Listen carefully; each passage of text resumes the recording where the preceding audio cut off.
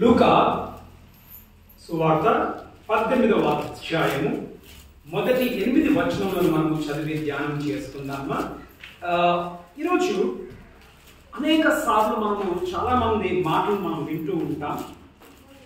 ఏంటంటే దేవుడు నాకు ఏమీ న్యాయము చేయాల, దేవుడు నాకేం న్యాయం చేయటం లేదు, నా బాధలలో నా కష్టంలో దేవుడు నాకేమీ సహాయం చేయడం లేదు అని మనం అంటూ ఉంటాం, వింటూ ఉంటాం. ఎవరైనా అన్నారా? ఎవరైనా అనిపించిందా దేవుడు నాకు న్యాయం చేయడం లేదని చెప్పేసి? నా బ్రతుకు విషయంలో, నా పిల్లల విషయంలో, నా కుటుంబం విషయంలో, నా భూముల విషయంలో కానీ,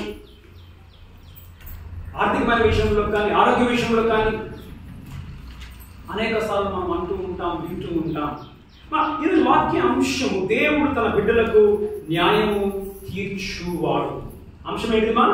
దేవుడు తన బిడ్డలకు ఏం చేస్తాడు? న్యాయము తీర్చువాడు. న్యాయం అంటే ఏంటిది? నీకే బాధ ఉందో, ఏ తొందర ఉందో ఆ తొందర నుంచి ఆయన విడుదల చేయువాడు. ఇక్కడ మనం చూస్తే 18 మొదటి వచనం మనం చదివితే, వారు విస్కక నిత్యము ప్రార్థన చేయుచుండవలనని ఆయన వారితో ఈ ఉపమానము చెప్పిన. ఉపమానము పోయిన వారం కూడా మనం ఉపమానం నేర్చుకున్నాం. ఏం ఉపమానం నేర్చుకున్నాం పోయిన వారం? ఏం ఉపమానమ్మా? ఆ విత్తనములను గురించిన ఉపమానం నేర్చుకున్నాం. ఉపమానము నాకు అర్థం ఒకటి ఉంటుంది, ఉపమానము తర్వాత దాని అర్థము చెప్తే కానీ మనకు తెలియదు. ఇప్పుడు చూడండి, యేసు ప్రభు ఏం చెప్పాడు? విత్తనములు విత్తువాని గురించి చెప్పేసి అక్కడికి వదిలేసి అయిపోయిందా? అర్థమైందా? మరలా యేసు ప్రభు ఆ విత్తనం గురించి, ఆ విత్తనం ఏంటిది, ఆ నేల ఏమిటి, విత్తనం వేసేవాడు ఏంటిది, దాని అర్థాన్ని దేవుడు మనకు యేసు ప్రభు మరలా చెప్పినట్టుగా మనం చూస్తాం. అది ఇక్కడ కూడా ఉపమానమును యేసు ప్రభువు చెప్తూ ఉన్నాడు. ముఖ్యమైన మనుషులు, ఇక్కడ ముఖ్య ఉద్దేశము ఏమిటి అని మనం చూస్తాం. మొదటి వచనంలో మనం చూస్తాం, ముఖ్య ఉద్దేశము మీరు విసుకక నిత్యము ప్రార్థన చేయవలనని. ముఖ్య ఉద్దేశం ఏంటిది? విసుకకుండా ప్రార్థన చేయాలి, అది ముఖ్య ఉద్దేశం.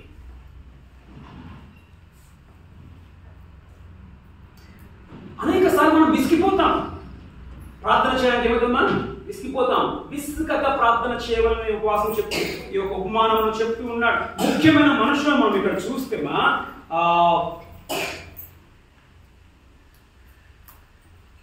నీతి లేని న్యాయాధిపతి, నీతి లేని న్యాయాధిపతిని మనం చూస్తాం. తర్వాత ఒక విధవరాలను మనము చూస్తాం. ముఖ్యమైన మనుషులు ఎవరు? ఒక భయం, దేవుని భయం లేని న్యాయాధిపతి, అదేవిధంగా ఒక విధవరాలని మనము చూస్తాం. ఈ యొక్క న్యాయాధిపతి ఎలాంటి మనిషి అని మనం చూస్తే 2వ వచనం చూడండి. దేవునికి భయపడకయు. ఎవరు ఈ న్యాయాధిపతి? దేవునికి భయపడని వ్యక్తి. తర్వాత మనుషులను లక్ష్య పెట్ట, మనుషులు అంటే కేర్ చేయడు, మనుషులను కేర్ చేయడు. అయి నువ్వెవడరా, నీ బలం ఎంతరా? మనుషులని కేర్ చేయని, దేవుని భయం లేదు, మనుషుని లక్ష్యం చేయని ఈ యొక్క జడ్జ్, న్యాయాధిపతి. ఇంకొక ఎలాంటి మనిషి? 4వ వచనం చదవండి. 4వ వచనం. అతడు కొంతకాలము ఒప్పకపోయిన అంటే ఎలాంటి జడ్జినా తొందరగా న్యాయం తీర్చే వ్యక్తి కాదు. మనం న్యాయం కొరకు పోతాం. ఎందుకు పోతాం? న్యాయం కొరకు, న్యాయం చెప్తుందని పోతాం, కానీ తొందరగా న్యాయం చేసే వ్యక్తి కాదేనా. ఒప్పకపోయినా అంటే నీకు మనుషులు అంటే పెద్ద కేర్ లేదు, మనుషుల బాధను పట్టించుకునేవాడు కాదు. ఒప్పకపోయినా చదవండి. ఒప్పకపోయినాను తర్వాత అతడు, నేను దేవునికి భయపడకయు మనుషులను లెక్క పెట్టకయు ఉండినను ఈ విధవరాలు నన్ను తొందర పెట్టుచున్నది కనుక ఆమె మాటి మాటికి వచ్చి గోజాడకుండునట్లు ఆమె. ఇక మనం చూస్తే అతడు కొంతకాలం మనం చూస్తాం. కొంతకాలము అని అంటే ఆయన న్యాయము చేయడంలో కూడా ఏంటి, ఎలాంటి మనిషి? టైం తీసుకునే మనిషి. కొంతకాలం.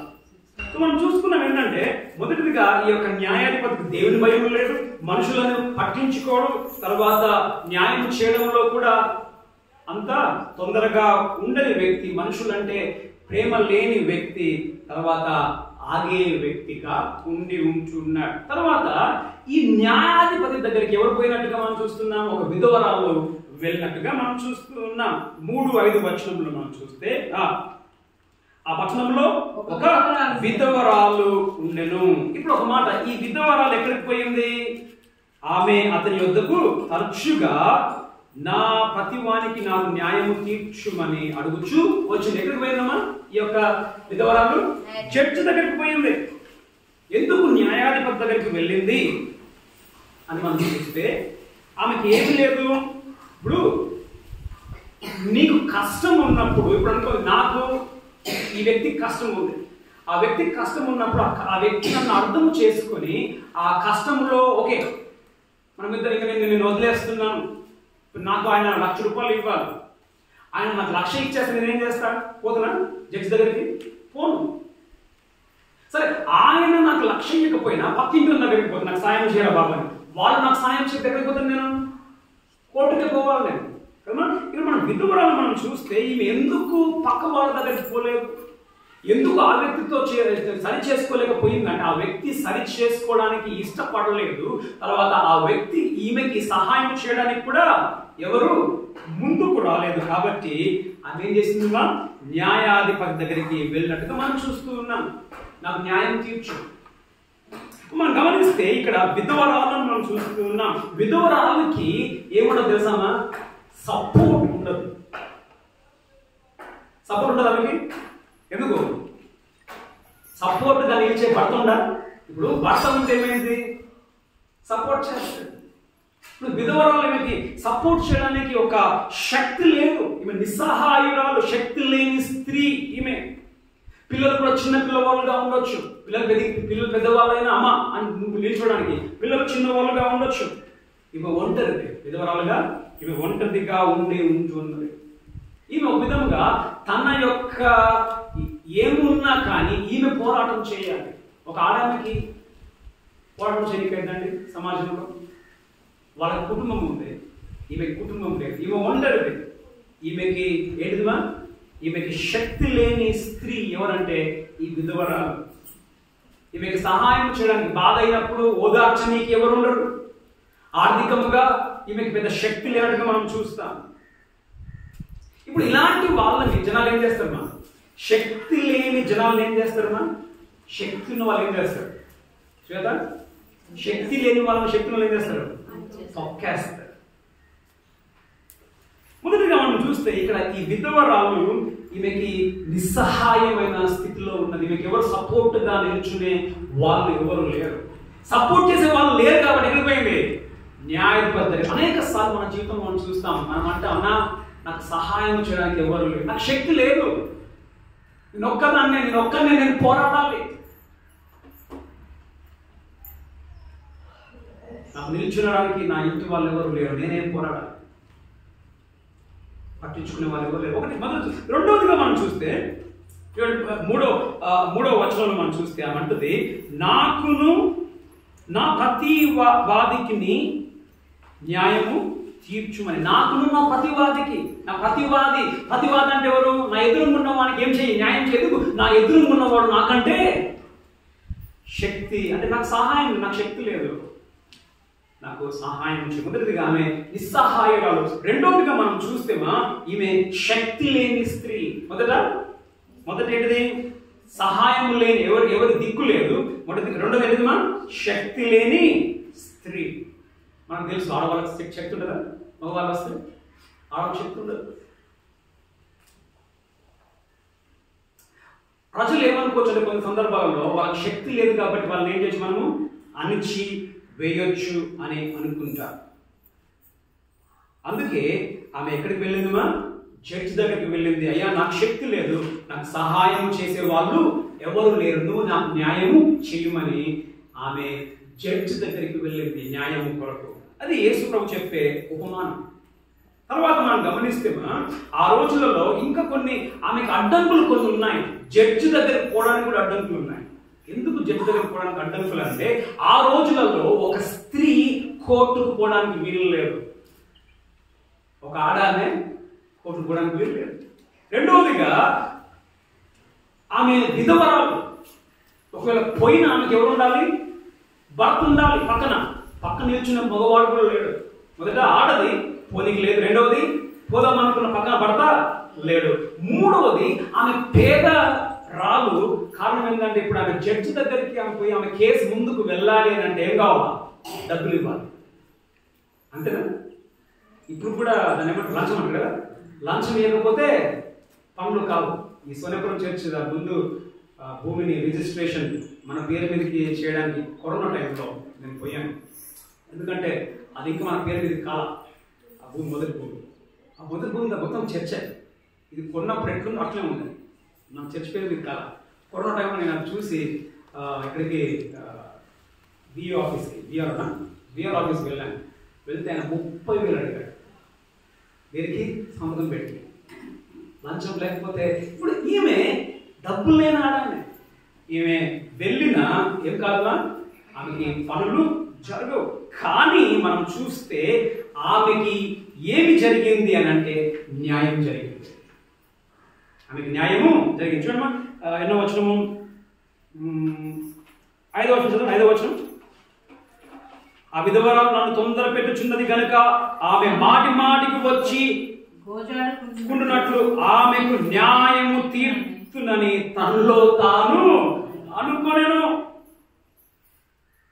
అన్ని అడ్డంకులున్నా ఈ న్యాయాధిపతి ఏం చేసిండు? దేవునికి భయపడిన న్యాయాధిపతి, మనుషులను లక్ష్య పెట్టిన న్యాయాధిపతి, డబ్బులు ఇస్తే ఫైల్ ముందుకు నడపని న్యాయాధిపతి ఏమనుకున్నాడంట?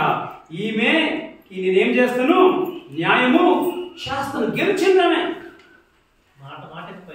ఎందుకు గెలిచింది అని అంటే, మొదటిదిగా బాబాను చెప్పినట్లు 3వ వచనం చదవడం. ఎందుకు గెలిచింది? 3వ వచనం, తరచుగా వచ్చి. తరచుగా అంటే ఏంటిది? మాటికి తరచుగా వచ్చి అంటే వదిలిపెట్టిందా? వదిలిపెట్లా. డబ్బులు లేకపోయినా పోమ్మా అంటే పోతుంది, మళ్ళా రేపు పొద్దున వస్తుంది. మళ్ళీ ఎక్కడ అంత నడుస్తూ ఉంటాయి బయట అని కనిపిస్తాడు. ఆయన పట్టించుకోకపోయినా అక్కడ ఉన్న వాళ్ళు పోమ్మా అంటే మొత్తం ఆయన కనపడుతుంది, మళ్ళీ వెళ్ళిపోతుంది, మళ్ళా పొద్దున వస్తుంది, మళ్ళా నిలుచుంది. తరచుగా వచ్చి. తర్వాత 5వ వచనం, మాటికి వచ్చి. మాటికి తరచుగా వచ్చి, మాటికి వచ్చి రెండు ఒకే విధం. 3వ వచనంలో మనం చూస్తే, అడుగుచూ వచ్చెను. చివరి భాగం, అడుగుచూ వచ్చెను. అమ్మా ఒక మాట, మొదటిసారి వచ్చినప్పుడు పోమ్మా అని అంటే అడిగింది, పోమ్మా అని చెప్పి అన్నాడు. రెండోసారి వచ్చింది, పోమ్మా అని చెప్పి అన్నాడు. కానీ వదిలిపెట్టిందా? ఇక్కడ అడుగుచూ వచ్చాను. అడుగుచూ వచ్చినట్టు ఏంటిది? ఆమె వదిలిపెట్టలా. పోతుంది, ఇచ్చుంటది. సార్ నాకు ఆయన డబ్బులు ఇవ్వాలి సార్, ఇస్తలేదు సార్, నాకు శక్తి లేదు సార్, నాకు తెలుసుకునే నాకు సపోర్ట్ చేసి వాళ్ళు ఎవరు తెలియదు సార్. అడుగుచూ. మొదట తరచుగా వచ్చింది, మాటికి వచ్చింది, అడుగుచూ వచ్చింది. తర్వాత 4వ వచనంలో చివరి భాగంలో మనం చూస్తే నన్ను తొందర పెట్టుచున్నది అంటున్నాడు. ఏమంటున్నాడు? తొందర పెట్టుచున్నది. తొందర పెట్టి విసుకొస్తావా రాదా?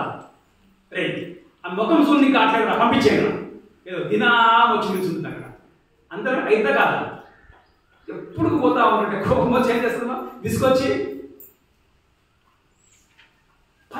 ఆమె ఎందుకు ఆమె గెలిచింది అని అంటే, ఆమె తరచుగా పోయింది, ఆమె కేసును తీసుకొని, మాటికి పోయింది, కేసును తీసుకొని, అడుగుచూ పోయింది, కేసును తీసుకొని, తొందర పడ్డాడు జడ్జ్ అని చూసి విసిగిపోయాడు. ఎవరు విసుకొచ్చిందా? జడ్జికి విసుకొచ్చింది, ఆమె విసుకురాలా. అనేక సార్లు మనం ఓడిపోతాం. కారణం ఏం తెలుసా? నువ్వు విసిగిపోయి ఆగిపోతావు.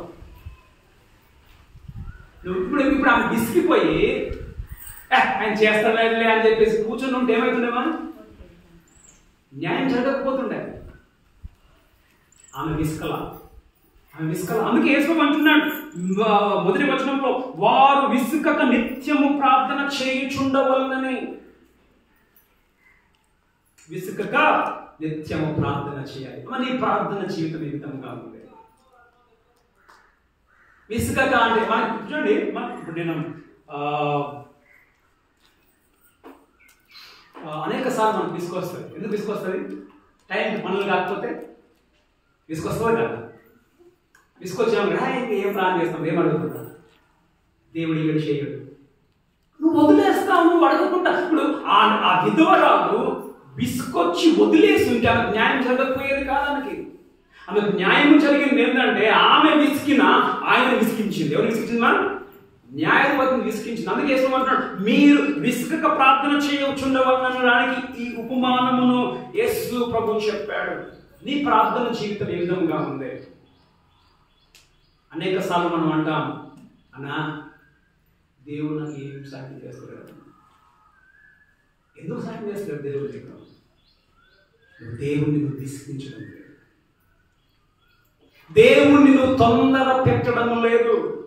నీ యొక్క బాధను తీసుకొని ఈ విధవరాలు ఏ విధంగా తన బాధను మనం గమనించండి. ఈమె ఏం చేసిందంట? తనకు తన ప్రతివాదికి న్యాయము తీర్చుటకు, 3వ వచనం, తనకును తన ప్రతివాదికి ఆమె బాధ ఏమిటో ఆ బాధను తీసుకొని ప్రతిరోజు పోయింది. ఇంకొక బాధ లేదు ఆమెకి. ఏ బాధ ఉందో ఆ బాధను తీసుకొని ప్రతిరోజు పోయింది. నువ్వు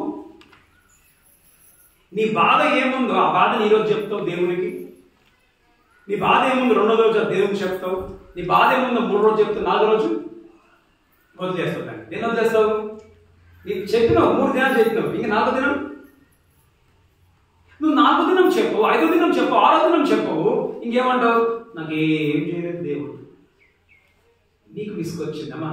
ఆమె న్యాయాధిపతిని విసిగించింది, న్యాయాధిపతిని తొందర పెట్టింది, న్యాయాధిపతికి తీసుకొచ్చి ఆమె పని చేసి పంపించినట్టు అని చెప్పన్నాడు. మనం ఏ విధంగా మనం ప్రార్థన చేస్తూ ఉన్నాం?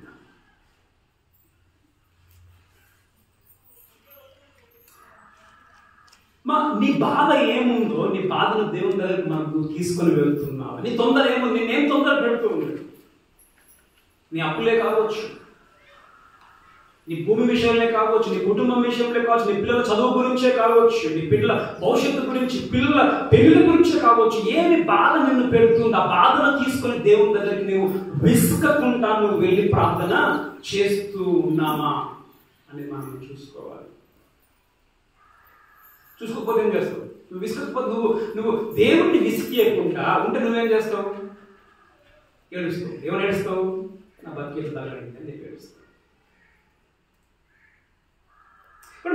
ఎందుకు దేవుడు మనకి న్యాయం తీరుస్తాడు? ఎందుకు? చూడు, యేసు ఉపమానం చెప్పి ఏమంటున్నాడు అంటే, 8వ వచనము 7వ వచనం అనుకుంటా, ఓకే 6వ వచనము, మరియు ప్రభు ఇట్లా నేను అన్యాయస్తుడైన ఆ న్యాయాధిపతి చెప్పిన మాట వినుడి.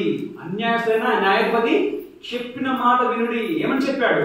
అది మనం చూస్తే 8వ వచనంలో 5వ వచనంలో చివరి 5వ వచనంలో చూస్తే, ఆ విధవరాలు నన్ను తొందర పెట్టుచున్నది. ఏమంటున్నాడు? అన్యాయస్తుడైన న్యాయాధిపతి ఏమంటున్నాడు? ఆ విధవరాలు నన్ను తొందర ఉన్నారా ఇక్కడే బ్లెస్సి ఏం చేస్తుందో విధవరాలు బ్లెస్సి.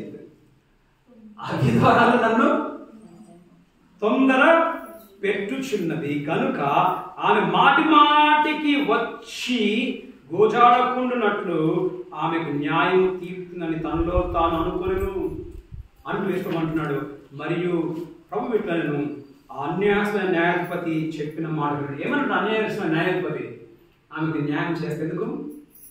ఆ న్యాయాధిపతి అన్యాయమైన న్యాయాధిపతి న్యాయం చేస్తే నీవు నేను నమ్మిన దేవుడు ఎలాంటి వాడుమా? న్యాయస్తుడైన న్యాయాధిపతి. ఆయన న్యాయవంతుడైన ఆయన నేను న్యాయం చేసినప్పుడు ఆయన తన బిడ్డలకు న్యాయం తీర్చడా? ఎందుకు న్యాయం తీరుస్తాడు? 4 విషయాలు మనం చూస్తున్నాం. ఎందుకు న్యాయం తీరుస్తాడు అని అంటే, మనకి మొదటిదిగా 7వ వచనం మొదటి భాగం చదవను. దేవుడు తాను ఏర్పరచుకున్న వారు.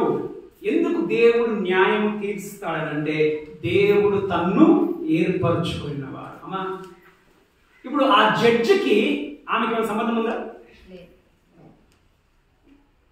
సంబంధం లేదు.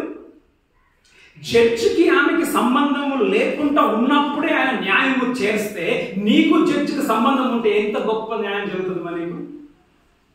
ఇక్కడ అంటున్నాడు, ఆయన తన్ను ఏర్పరచుకున్న వారిని. మా దేవుడు నీకెందుకు న్యాయము చేస్తాడు? నీ బాధలలో, నీ తొందరలలో దేవుడు నీకెందుకు నిన్ను విడిపించి నీకు న్యాయం చేస్తాడంటే, దేవుడు నిన్ను ఎన్నుకున్నాడు, దేవుడు నిన్ను కోరుకున్నాడు. కొన్నిసార్లు మనం వింటూ ఉంటాం, జడ్జి మావాడే రా చూసుకుందాం, ఏం తొందర లేదా తలైవారు మావాడే చూసుకుందాం. అమ్మా, యేసు ప్రభు న్యాయాధిపతి అయిన వాడు నీవాడు. ఆయన నీవాడైనా నిన్ను ఏర్పరచుకున్నాడు కాబట్టి ఆయన నీకు న్యాయము చేస్తాడు. మనం చూస్తాం, తీసే పని లేదు కానీ 1 యోహాను 2:1 చూస్తాం. మనకి పరలోకంలో తండ్రి దగ్గర ఎవరున్నారంట? ఎవరైనా పరలోకం తండ్రి దగ్గర ఎవరున్నారమ్మా? తీసారండి 1 యోహాను 2:1. ఇంగ్లీష్లో బాగుంటుంది, తెలుగులో ఉత్తరవాది ఉంటుంది, ఇంగ్లీష్లో అడ్వకేట్ అని ఉంటుంది. ఇంగ్లీష్లో కూడా చదవండి మేడం. 2:1.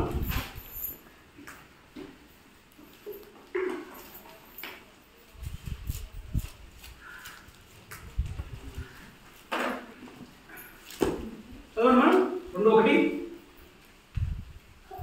నా చిన్నపిల్లలారా, మీరు పాపము చేయకుండుటకై ఈ సంగతులను మీకు వ్రాయుచున్నాను. ఎవడైనా పాపం చేసిన ఎడల నీతిమంతుడైన యేసుక్రీస్తు అను ఉత్తరవాది తండ్రి వద్ద మనకు ఉన్నాడు. ఉత్తరవాది తండ్రి దగ్గర మనకు జడ్జి ఉన్నాడు. ఆ జడ్జి ఎవరమ్మా? యేసు ప్రభు. ఇంగ్లీష్ అడ్వకేట్ ఉందా? ఏముంది? డిఫెన్స్. డిఫెన్స్ అంటే ఏంటిది? మనకు ప్రతిగా వాదించువాడు. అమ్మా, నీకు ఆయనకి సంబంధం ఉంది, అందుకు దేవుడికి న్యాయం చేస్తాడు. ఇప్పుడు ఆ న్యాయాధిపతికి ఏమొచ్చింది? కోపం వచ్చింది లేదా? చిరాకు వచ్చింది. మాట కోసం చిరాకు వచ్చింది. కానీ మనం న్యాయాధిపతికి చిరాకు రాదు. నువ్వు ఎన్నిసార్లు పోయినా చిరాకు వస్తానికి ఎందుకు రాదు? మన బిడ్డమ్మా, మన కుమారుడివి, అని నేను ఎన్నుకున్నాడు. కూతురు ఎన్నిసార్లు తండ్రి దగ్గరికి పోయినా చిరాకు వస్తుంది తండ్రికి. ఒకవేళ కూతురు ఒక రోజు రాకపోతుంది, తండ్రికి బాధ అనిపిస్తుంది. నా కూతురు రాలేదే, అయిపోతుంది, నాకు కనపడలేదే. కూతురు కనబడకపోతే బాధ, కానీ కూతురు కనపడి తండ్రికి ఎప్పుడు బాధ కాదు. అదే ఈ న్యాయాధిపతికి ఆమె కనిపించినప్పుడు తొందర, ఒక మళ్ళీ వచ్చింది రైతు. ఒకవేళ పొద్దున్న కోర్టుకు పోయింటే ఈ మనిషి ఈ జడ్జి పని చేస్తామంటే అడగొచ్చు, అరే చూడరా బయట ముందుగా లేరు, వచ్చింది లేదు. ఆయన తొందరపడ్డాడు. కానీ నీ తండ్రి అయిన ఈ న్యాయాధిపతి ఎప్పుడు నేను చూసుకొని చిరాకు పడే వ్యక్తి కాదు. ఎందుకు న్యాయం తీరుస్తానంటే, మొదటిదిగా ఆయన నీ వ్యక్తి, ఆయన నీ సొంతం, దానికైనా మనకు న్యాయము తీరుస్తాడు. రెండోదిగా ఎందుకు న్యాయం తీరుస్తాడు అని మనం చూస్తే 7వ వచనంలో చూడండి, ఏర్పరచుకున్న వారు దివారాత్రులు తమను గూర్చి మొరపెట్టుచుండగా. రెండవది ఎందుకు ఆయన న్యాయం తీరుస్తాడంటే, దివారాత్రులు మనం మొరపెడుతూ ఉన్నాము కాబట్టి. చెప్పండి, మనం ఎందుకు న్యాయం తీరుస్తాడా? ఉన్నారా ఇక్కడే? ఎందుకు న్యాయం తీరుస్తాడు? దివారాత్రులు మొరపెట్టుచున్నారమ్మా. పగలు అదే ఏడుపు, రాత్రి అదే ఏడుపు. ఎవరి దగ్గర? నీ తండ్రి దగ్గర. అయ్యా నాకు న్యాయం తీర్చు, నా అవ్వ బాగాలేదు. అయ్యా నాకు న్యాయం తీర్చు, నా భర్తకు బాగాలేదు. నాకు న్యాయం తీర్చు, నా పిల్లల పెళ్లిళ్ళు కావాలి. నాకు న్యాయం తీర్చు, నాకు న్యాయం తీర్చు. దివారాత్రులు, పగలు రాత్రి అదే గోల. ఎక్కడికి గోల? పరలోకంలో యేసప్ప దగ్గర. నువ్వు మోకరించినావంటే ఏం చేస్తావు నువ్వు? అయ్యా నా బిడ్డలకి పెళ్లి కావాలి. దివారాత్రులు ప్రార్థించు. ఎందుకు దేవుడు మనకు అనేక సార్లు మనకు దేవుడు నీకు త్వరగా జవాబులు మనకి ఇవ్వాలి అంటే మా ఎట్లుండాలమ్మా? మన ప్రార్థన ఎట్లుండాలా? దివారాత్రులు ప్రార్థన మనం చేయాలి. అందుకే అంటారు 1వ వచనంలో, వారు విసుకక నిత్యము ప్రార్థన. ఎట్లా అంటారు చూడండి, దివారాత్రులు ప్రార్థించేవారు, తర్వాత నిత్యము ప్రార్థన. ఎప్పటిదాకా నిత్యం అంటే ఉండద్దామా? ఎప్పటి వరకు అంటే నీకు దేవుడు జవాబిచ్చే వరకు దేవుడిని మనం వదిలిపెట్టద్దు. మనం ఏం చేస్తాం? ఈరోజు చేస్తాం,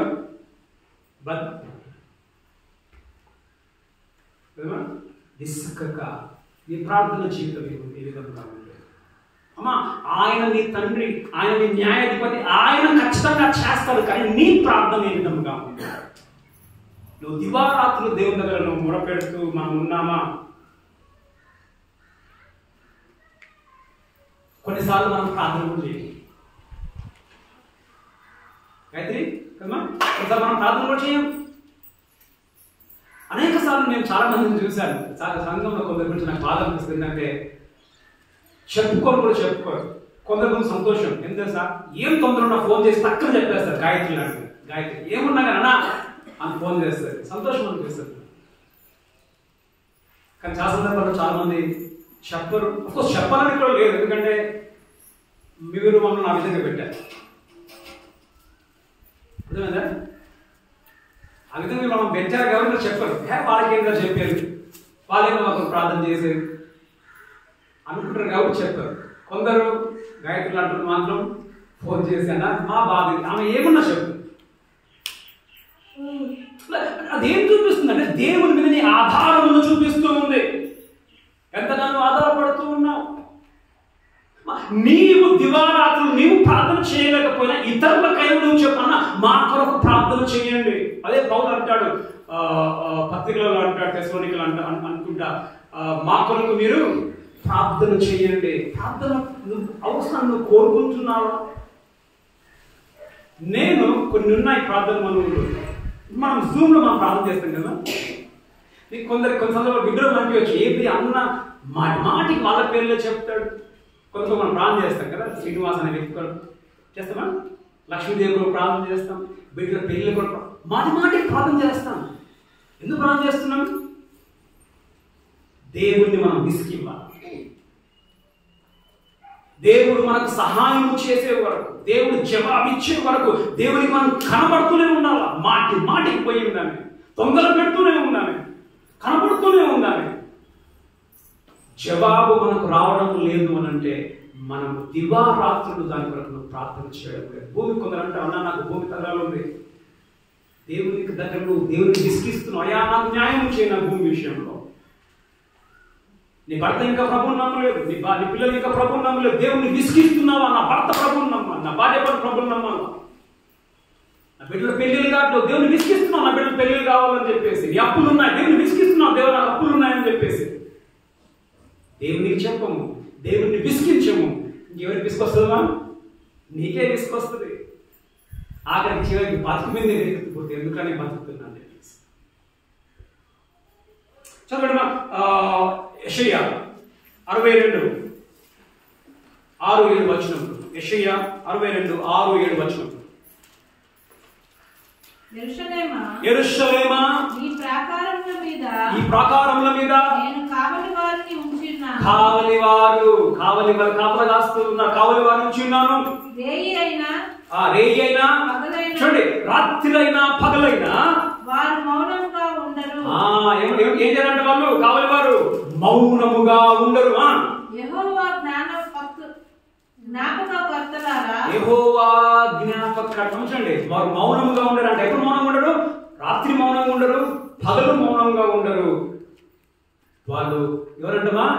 జ్ఞాపకర్తలారా. అంటే ఏంటిమా జ్ఞాపకర్త అంటే ఏంటిది? ఇప్పుడు ఈమె జ్ఞాపకం చేస్తా లేదా? ఎవరు? ఈ విధవరాలు దినానం వస్తుంది, సార్ నేను ఇంకా బతుకుతున్నా, సార్ నేను ఏడే ఉన్నా. దినాము జ్ఞాపకం చేస్తా ఉంది, నేను ఇంకా ఉన్నాను, నా కేసుని ఇంకా నువ్వు డీల్ చేయలేదని దినాము జ్ఞాపకం చేస్తున్నది. యెహోవా జ్ఞాపకర్తలారా, నువ్వు దేవుని జ్ఞాపకం చేస్తున్నావు. నీ బాధని దేవుని జ్ఞాపకం చేస్తున్నావా? జ్ఞాపకర్తలారా విశ్రమింపకుడి, వినండి జాగ్రత్తగా, విశ్రమించకుడి, వదిలిపెట్టదు, విశ్రమింపకుడి. ఆయన యెరూషలేమును స్థాపించు వరకు లోకమంతటా దానికి ప్రసిద్ధి కలగజేయ వరకు ఆయనను విశ్రమింపనీయకుడి. సూపర్. మీకు నెమ్మది ఉండొద్దు, ఆయన సహాయం చేసే వరకు, ఆయనకు మీరు నెమ్మది ఇవ్వద్దు సహాయం చేసే వరకు. చాలా సార్లు ఇవాళ పోతావు, దేవుని దగ్గర పోయి అని చెప్పి ఏడ్చుకో కూర్చుంటావు. దేవుడు ఒకసారి నా బిడ్డ బాగా ఏడుస్తుంది కదా, సాయం చేద్దాం అనుకుంటాడు. ఏం చేస్తావు? ఏడ్చిన వెళ్ళిపోయాడు. మళ్ళా దేవుడు అనుకుంటాడు, నా బిడ్డ వచ్చిన దేవుడు నాకు ఏం చేస్తుంది? రేపు నాకు జ్ఞాపకం చేస్తుంది. నిన్ను వచ్చి నాకు విసికిచ్చింది, ఇవాళ నా బిడ్డ వచ్చి నన్ను విసికిస్తుందేమో అనుకుంటే నువ్వేం చేస్తావు? నువ్వు జ్ఞాపకం చేయవు, నువ్వు విసిగించవు. మా నీవు అక్కడేముంది ఆయన ఏముంది చివరి మాకు నీకు విశ్రాంతి ఉండొద్దు, ఆయనకు విశ్రాంతి ఇవ్వద్దు. ఎవరికి విశ్రాంతి ఇవ్వద్దు? దేవునికి నెమ్మది ఇవ్వద్దు. దేవునికి భయపడాలని ఉండడం చూస్తే మళ్ళీ వచ్చిందని ఉండడం. మా విశ్రమించదు. మా దేవుణ్ణి నువ్వు విశ్రమించే వరకు, దేవుడు నీకు సహాయం చేసే వరకు.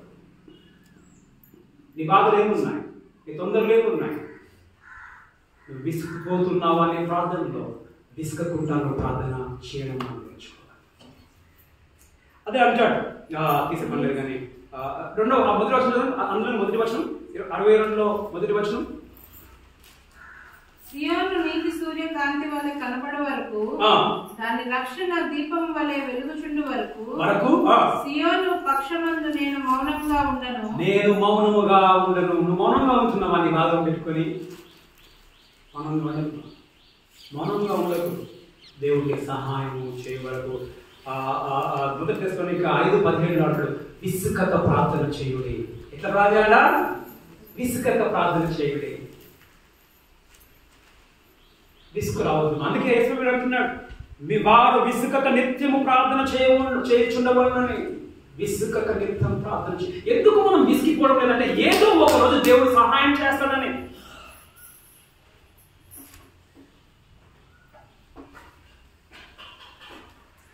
ఇప్పుడు ఒక మాట చేయక్కదు కానీ ఎంతమంది విసుకక ప్రార్థన చేస్తూ ఉన్నారు?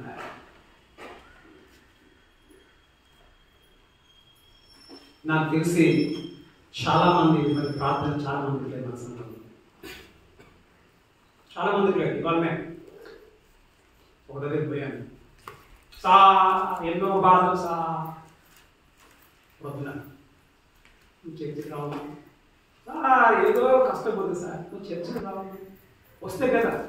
నీకు నీ బాధల నుంచి ఏ విధంగా నువ్వు బయటపడతావు? నువ్వు విసుగకుండా నువ్వు ప్రార్థన చేయనప్పుడు. మొదటిసారి ఒక విధంగా నువ్వు మందిరానికి రావు. ఆదివారం వస్తే ఆదివారం వస్తే నువ్వు చర్చికి రాని వ్యక్తివి నీవు ప్రార్థన చేస్తున్నావని ఏం గ్యారెంటీ? ఏం గ్యారెంటీ? నువ్వు ప్రార్థన చేసే వ్యక్తివైతే ప్రతి ఆదివారం నువ్వు చర్చికి వస్తావు. అంతేనా కాదు? అమ్మాయి తప్పు చెప్పినా రేపు తప్పు చెప్పినా అంతేనా కాదు? నువ్వు చర్చకు రావడం లేదంటే ఏం గ్యారెంటీ నువ్వు ప్రార్థన చేస్తున్నావు? ఇప్పుడు నువ్వు ప్రార్థన చేస్తున్నావు ఏం గ్యారెంటీ ఉన్నప్పుడు దేవుడు నీకు సహాయం చేస్తాను ఏం గ్యారెంటీ? మళ్ళీ ఎవరు నేర్స్తాం మనం వచ్చి దేవుడు నాకు సహాయం చేయలేదా? దేవుడు నువ్వు విసిగించడం లేదే. మనకి శుక్రవారం జూమ్లో ప్రార్థన ఉంటుంది. ఒక గంట సేపు కూర్చొని కూడా కష్టం మనకి ప్రార్థనకి. నువ్వు బైబిల్లో అంటాడు సమాజముగా కొందరు మానుకున్నట్టు మీరు మానుకోవడం అంటాడు. మనకేదో మనకి దూరం ఉన్నాము కాబట్టి శుక్రవారం జూమ్లో ప్రార్థన కూర్చోండి అమ్మా అంటే అది చేత కాదు మనకి. నీకు అది ఒక గంట సేపు నువ్వు జూమ్లో ప్రార్థన కూర్చోడానికి నీకు చేత కానప్పుడు నువ్వు ప్రార్థన చేస్తున్నావని ఏం గ్యారెంటీ? నువ్వు ప్రార్థన చేయడం లేదని గ్యారెంటీ లేనప్పుడు దేవుడు నీకు సహాయం చేస్తానని నువ్వు ఏ విధంగా నువ్వు నమ్ముతావు? మళ్ళా మనం ఏమంటున్నా? ఎవరి మీద కంప్లైంట్స్? ఆఖరికి ఎవరి మీద కంప్లైంట్స్? దేవుడి మీద కంప్లైంట్ చేస్తాం, దేవుడి మీద పడేస్తాం. దేవుడు నాకు ఏం సహాయం చేయలేదని. మరి దేవుడు సహాయం చేస్తాడు. మా తప్పు నీది. నువ్వు దేవుడిని నువ్వు విసిగించడం లేదు.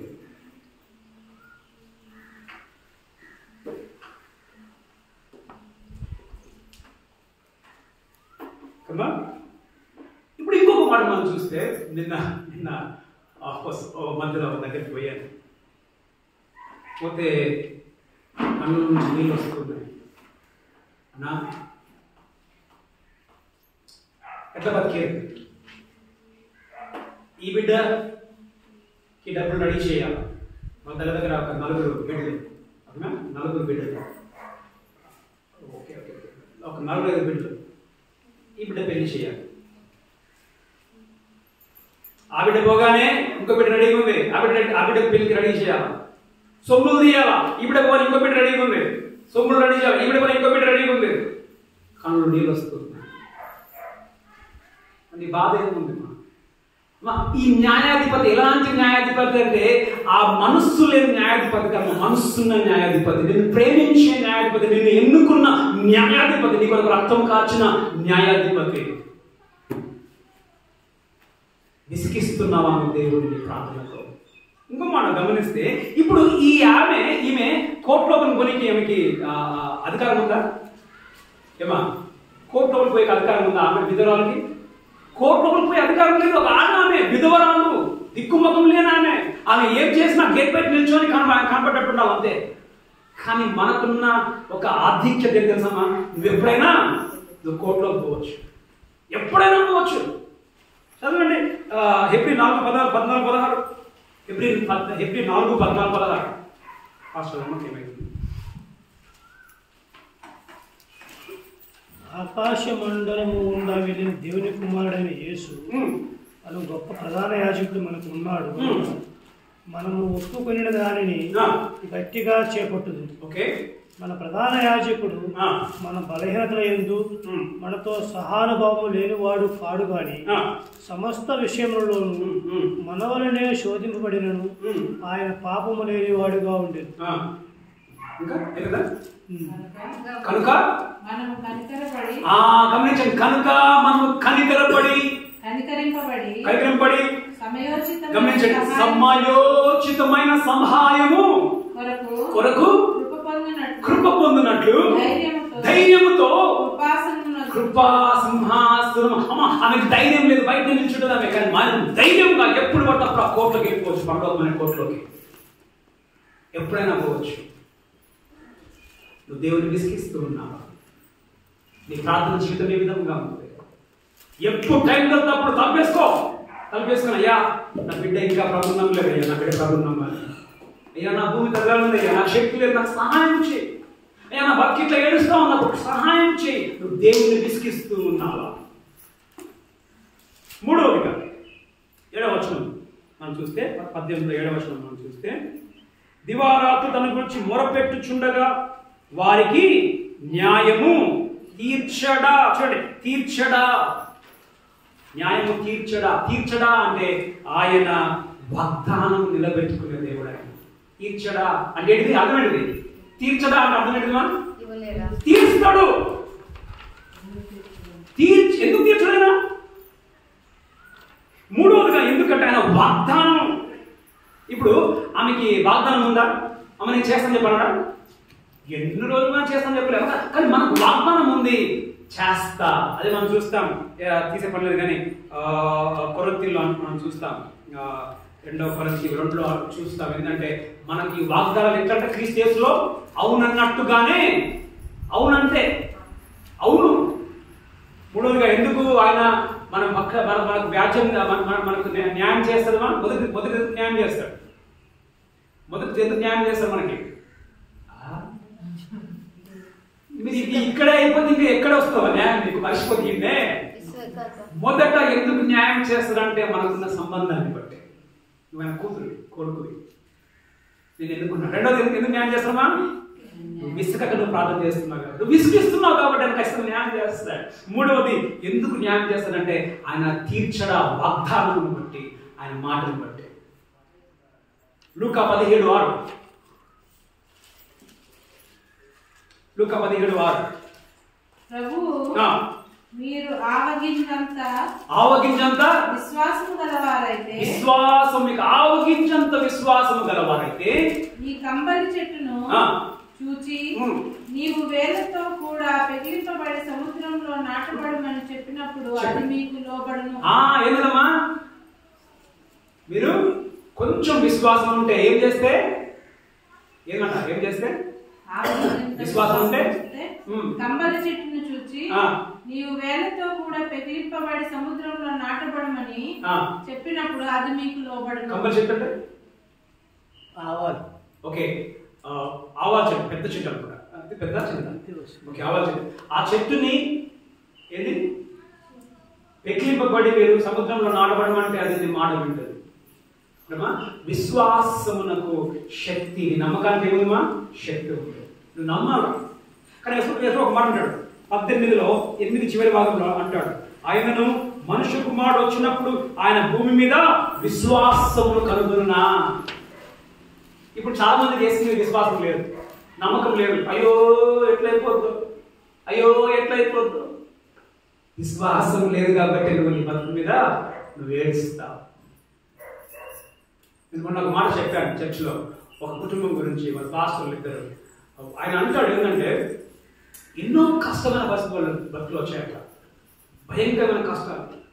ఇలాంటి కష్టంలో ఆయన భార్యకు మాట్లాడంట, ఏమంటుందంటే, నాకు చాలా ఆతృతగా ఉంది. కష్టం వచ్చినప్పుడు నీకు ఆతృత ఉంటుందా? దిగలేదు కదా. ఆతృత ఏంటంటే, మీ ఊరికి నీకు నచ్చిన మినిస్టర్ వస్తుంది అనుకో, నీకేముంటుంది? ఏముంటుంది? ఆతృత ఏంటది? ఎప్పుడెప్పుడు వస్తాడా, ఎప్పుడెప్పుడు చూడాలి అంటదా కదా. ఆ పాస్టర్ అంటదంట, ఏమైనా కష్టం వచ్చినప్పుడు నాకు ఇప్పుడు చాలా ఆతృత ఉంది. ఆతృత అంటే ఏంటిది? ఏమైతే చూద్దాం. నీకు ఆతృత ఉంటుందా? ఏమైతే చూద్దామని భయం అవుతుంది. ఏంద్రా ఇన్ని కష్టం పడ్డా నెత్తి మీద భయం అవుతుంది. కానీ ఆమెది ఏంటంటే, ఏమైతుందో చూద్దామనే ఆతృత. ఏంటిదంటే, దేవుడు ఇప్పుడు ఏం చేస్తాడో నేను చూస్తాను. ఏంటిది దేవుడు ఇప్పుడు ఏం చేస్తాడో అది మా విశ్వాసం. అది విశ్వాసం. ఎందుకంటే దేవుడు బాగున్నాడు, నిన్ను విడువను ఎడబాయి నేను వదిలిపెట్టే వ్యక్తి కాదైనా. నువ్వు అప్పులలో మునిగి ఉన్నావా, రోగం పాడైపోయి ఉన్నా, నీ పిల్లల్ని మాట్లాడడం లేదా, ఎలాంటి బాధలో ఉన్నా వదిలిపెట్టినట్టు వదిలిపెట్టాడు. కానీ నీకేంటి ఆతృత ఉండదు. ఏం చేస్తాడా? శుద్ధమని కాదు, ఆయన చెయ్యడు. ఏమంటాం మనం? ఆయన చెయ్యడు అది కాదు. ఇన్ని అప్పులా పోయేది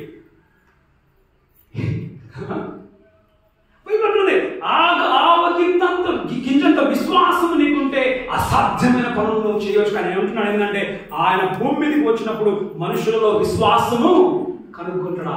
చాలా మందికి ఆ విశ్వాసం లేదు. ఇక్కడ నువ్వు కూర్చున్నావు, నీకు విశ్వాసం ఉందా? ఆయన వాగ్దానముల మీద ఆయన అవునంటే అవును చేస్తాడు, ఖచ్చితంగా చేస్తాడు. నీ బిడ్డల వివాహమా? ఖచ్చితంగా చేస్తాడు. నీ బిడ్డల పెళ్లి అప్పుడున్నాయా? తీస్తాడు రేపు ఖచ్చితంగా.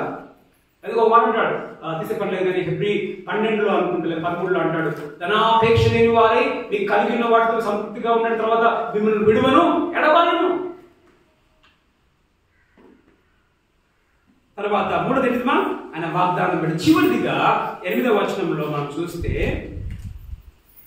ఆయన వారికి త్వరగా న్యాయము తీర్చును. ఆయన అనే మాటను చూద్దాం. ఏముంది అక్కడ? ఆయన. ఆయన అంటే ఎవరమ్మా? ఆయన ఎవరమ్మా? ఇక్కడ ఒక న్యాయాధిపత. ఆయన అంటే దేవుడు. ఎవరమ్మా? ఇక్కడ ఆయన శక్తివంతుడు. ఆయన నాకు అసాధ్యమైనది ఏదైనా కలదా? మా దేవునికి చాతగా ఉండదమ్మా? ఉండదమ్మా? దేవునికి చాతగా ఏమైనా ఉందా? దేవునికి సమస్తం సాధ్యమే. ఆయన శక్తిని బట్టి ఆయన ఖచ్చితంగా చేస్తారు. అదే మాట అంటాడు. నిన్న ఒక అంటే అఫ్కోర్స్ ఒక దగ్గరికి వెళ్ళినప్పుడు వాళ్ళు ఏడుస్తూ ఉన్నారు, ఎట్లా మా బతుకు, నాకు శక్తి లేదు. అని బైబిల్ ఒక మాట అంటాడు, పౌలు అంటాడు, నన్ను బలపరచుకోవాలి నేను ఉన్నారా ఇక్కడే? నన్ను బలపరచుకోని నేను సమస్తము చేయగలను, నన్ను బలపరచుకోవాడు. ఒక మాట అంటాడు, అదే ఫిలిప్పీలో తీసేపర్లేదు 4:19 అంటాడు, దేవుడు తన ఐశ్వర్యము చొప్పున మీ ప్రతి అవసరమును తీర్చు. అమ్మ ఎంత ఐశ్వర్యం మన దేవునికి! ఎంత ఐశ్వర్యము! 1,00,000 రూపాయల మా భూమి ఆకాశమే ఆయన. మా నీ దేవుడు ఆయన ఐశ్వర్యవంతుడు. ఎంత ఆస్తి మా ఆయనకి! ఆయన శక్తి కలిగిన దేవుడు. ఆయన అంత శక్తి కలిగిన దేవుడుగా ఆయన నీకు ఉన్నప్పుడు నీకు న్యాయం చేయడం నీ బాధ కష్టంలో నీ బాధలతో ఆయన ఏమి అసాధ్యమైనది? సమస్తము రండి, సమస్తము సాధ్యమే.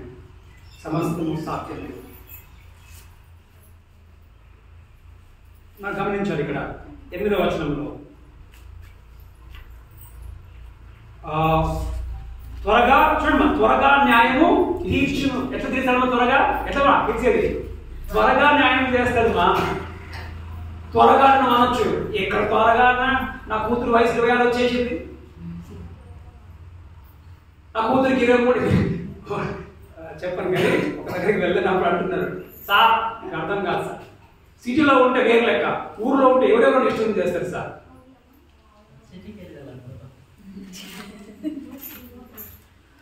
త్వరగా ఎక్కడైతుంది అనొచ్చు, త్వరగా ఎక్కడ. మా గమనించండి మా, దేవుడు త్వరగా చేయకపోయినా ఆయన సమయంలో ఆయన మహిమ కొరకు నీ మంచి కొరకు ఖచ్చితంగా చేస్తాడు. అర్థమైందా? లేట్గా చేస్తున్నాడంటే దేవునికి ఏదో మంచిది దాపెట్టాడు.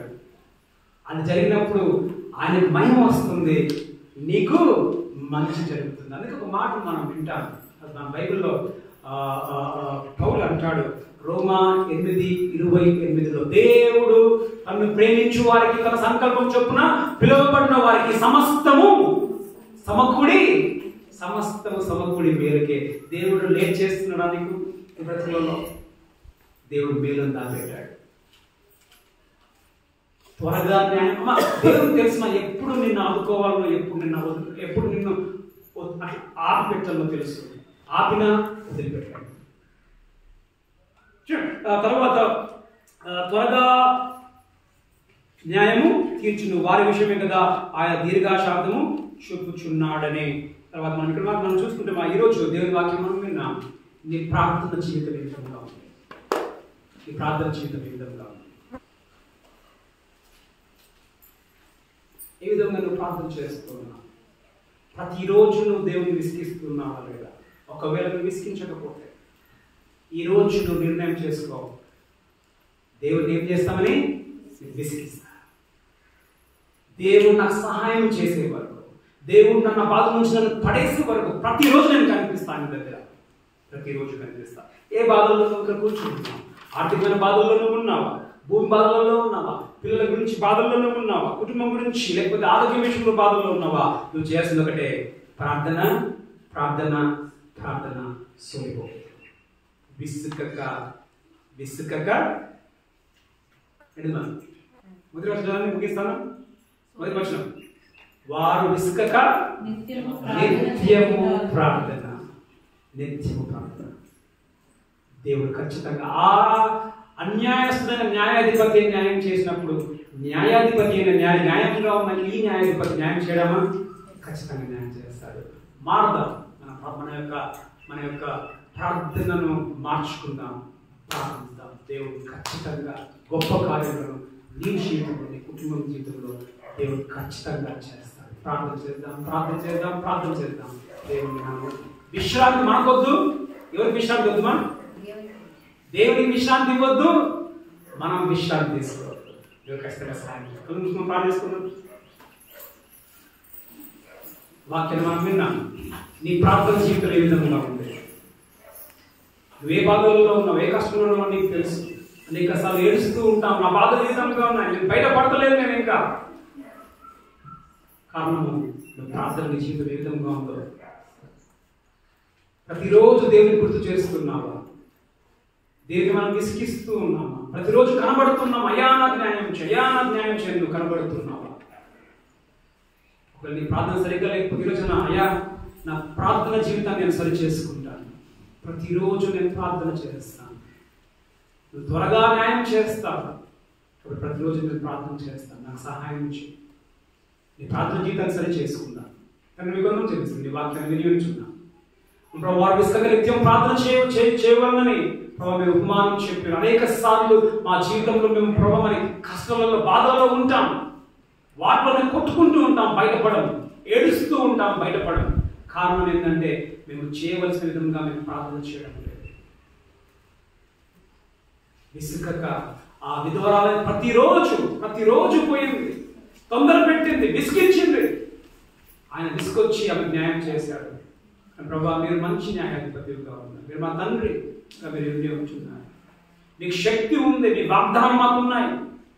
అన్ని పెంచుకొని ప్రభా మేము విసుగక ప్రతిరోజు మేము ప్రభా చేసిన ప్రార్థననే మరలా మేము చేసి ప్రభా మరి మేము సాధించుకునే వారు ఉన్నట్లుగా సహాయం చేయండి. ప్రతి ఒక్కరిని పేరు పైన దీవించి ఆశీర్వదించండి. ఎవరెవరు ఏ బాధలు వచ్చారో ఆ బాధలు వారిని దర్శించమని ప్రార్థిస్తున్నాం. ఇంకా కొంత రాలేకపోయి వచ్చిన వారిని జ్ఞాపకం చేసుకుంటున్నాం. కృపగా అప్పగించి మీకే మహిమ గంట ప్రభావం చెల్లిస్తూ ఇప్పుడు యేసుక్రీస్తును ప్రార్థించి అడిగి పెడుకుని మా ప్రియ పరలోకపు తండ్రి.